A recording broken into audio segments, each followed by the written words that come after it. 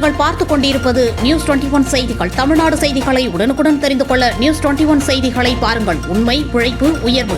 தருமபுரி மாவட்டம் தருமபுரி பேருந்து நிலையத்திலிருந்து புலிக்கரை, சோமன அள்ளி, பாலக்கோடு, வெளிச்சந்தை, சூடப்பட்டி, பிக்கன அள்ளி, மல்லுப்பட்டி வழியாக ஒசூர் சென்று வந்த தனியார் பேருந்துகள் ஊருக்குள் வராமல் அதியமான்கோட்டை ஒசூர் புதிய தேசிய நெடுஞ்சாலை வழியாக செல்வதால் வேலைக்கு செல்லும் தொழிலாளர்கள், அலுவலகத்திற்கு செல்லும் பணியாளர்கள், பள்ளி கல்லூரிகளுக்கு செல்லும் மாணவர்கள் பேருந்திற்காக காத்திருந்து ஏமாற்றம் அடைந்து வருவதுடன் உரிய நேரத்தில் செல்ல முடியாமல் அவதியடைந்து வருகின்றனர்.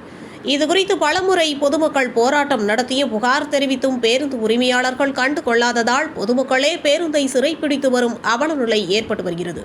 இந்நிலையில் இன்று மதியம் தருமபுரியிலிருந்து ஒசூர் நோக்கி சென்ற SPA என்ற தனியார் பேருந்து சூடப்பட்டி, பிக்கன அள்ளி, மல்லுப்பட்டி வழியாக செல்லாமல் வெளிச்சந்தையில் இருந்து கொலசன அள்ளி வழியாக தேசிய நெடுஞ்சாலையில் செல்ல முயன்றது.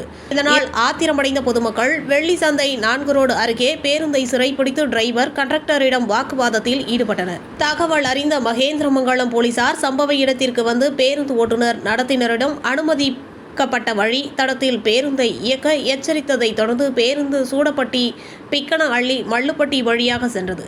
இதனால் சுமார் 1 மணி நேரம் பாலக்கோடு ஒசூர் நெடுஞ்சாலையில் போக்குவரத்து பாதிப்பு ஏற்பட்டது. இதுபோன்ற சம்பவம் இப்பகுதிகளில் அடிக்கடி ஏற்படுவதால் போக்குவரத்து துறை உரிய நடவடிக்கை எடுக்க வேண்டும் என பொதுமக்கள் கோரிக்கை விடுத்துள்ளனர். நியூஸ் 21 செய்திகளுக்காக தருமபுரி மாவட்ட புகைப்பட கலைஞர் முனியப்பன்.